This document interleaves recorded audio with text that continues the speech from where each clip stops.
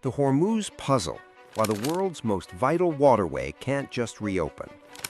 At its narrowest point, the Strait of Hormuz measures just 21 nautical miles across, a gap of open water squeezed between the jagged coastline of Iran and the tip of Oman's Musandam Peninsula. Through this single channel passes roughly a fifth of the world's oil and a fifth of its liquefied natural gas, making it, by most measures, the single most important choke point in the global economy. Since a war between the United States, Israel, and Iran erupted in February 2026, this narrow strip of water has become the place where military victories and economic reality have refused to line up, and where reopening a shipping lane has proven far harder than winning a war. Why this water matters so much. Before the crisis, roughly 20 million barrels of oil and refined product moved through Hormuz every single day, alongside more than 100 billion cubic meters of liquefied natural gas each year. Qatar alone sends the overwhelming majority of its LNG exports through this one channel, as does the United Arab Emirates. Unlike oil, which can sometimes be rerouted through pipelines like Saudi Arabia's East-West line or the UAE's link to Fujairah, there is simply no alternative route for most of this gas. If the strait closes, that energy doesn't get redirected, it gets trapped. This is not a new vulnerability. During the so-called tanker war of the 1980s, when Iran and Iraq targeted each other's oil shipments during their long war, Iran discovered that it did not need to sink ships to paralyze the strait. In April 1988, a single Iranian contact mine tore a hole in the hull of the American frigate USS Samuel B. Roberts, nearly sinking it and costing tens of millions of dollars to repair. The lesson Iran drew from that era has echoed through every crisis since. Cheap, deniable weapons like naval mines can frighten insurers and ship owners into halting traffic far more effectively than an actual naval battle ever could. The war that reopened the question. The current crisis began on February 28, 2026, when the United States and Israel launched a devastating joint air campaign against Iran, killing Supreme Leader Ali Khamenei in the opening hours. In response, Iran turned to the strait as its principal lever of retaliation, warning shipping companies away from established lanes, attacking vessels it deemed non-compliant, and laying sea mines across the waterway.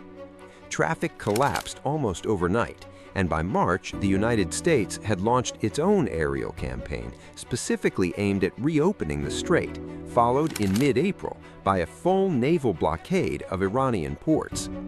What followed was not a single dramatic victory or defeat, but a grinding cycle that has now played out for nearly 6 months. A ceasefire brokered by Pakistan took hold in early April, only for tensions to flare again as Iran kept trying to reroute traffic through its own territorial waters. In mid-June, Presidents Trump and Pezeshkian signed a 14-point Memorandum of Understanding.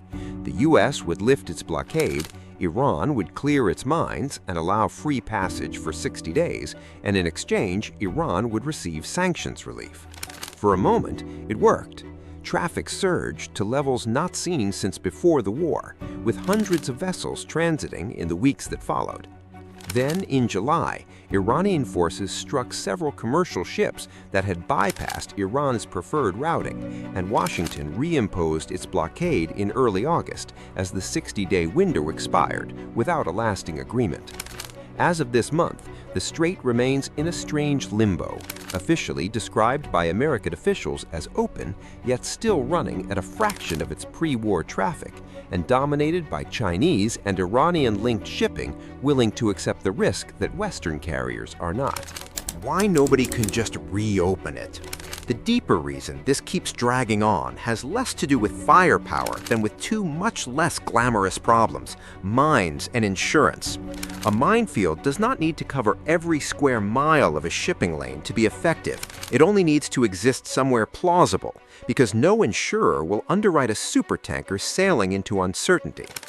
Clearing mines with total confidence is a slow, painstaking process, and until an internationally credible body certifies a route as mine-free, shipping companies have little incentive to test their luck, no matter what either government announces on a given day.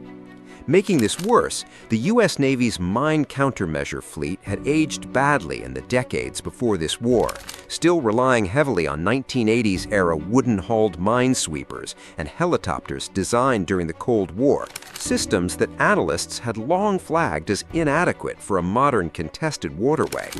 That gap did not disappear simply because the war ended in a ceasefire. It shaped how slowly confidence could be rebuilt, even once a political deal was struck. Then there is the insurance market, an almost invisible piece of infrastructure that quietly makes global shipping possible. War risk premiums for entering the Gulf spiked to many times their pre-war levels once the crisis began, and whole categories of coverage briefly disappeared as insurers refused to underwrite the risk at any price. Even after the June memorandum brought a wave of ships back into the strait, most major Western container and shipping lines, including some of the largest names in the industry, kept routing around Africa via the Cape of Good Hope rather than risk the Gulf, a sign of just how much confidence had been lost and how slowly it returns. A choke point that won't simply close. What makes the Hormuz crisis of 2026 so instructive is that it defies the usual logic of who wins a war. The United States and Israel achieved a devastating military result within hours of launching their campaign. Yet 6 months later, a waterway that once flowed completely and freely has been shut down time and again, still struggling with disrupted, inconsistent traffic, hostage to anti-ship missiles, swarms of drones, remote-guided suicide boats, a handful of mines, a fragile diplomatic understanding, and an insurance market that has not forgotten what happened the last time it trusted a ceasefire. It is a reminder that in the modern global economy, the most dangerous weapons are not always the most powerful ones, but the cheapest ones capable of making everyone else too afraid to move.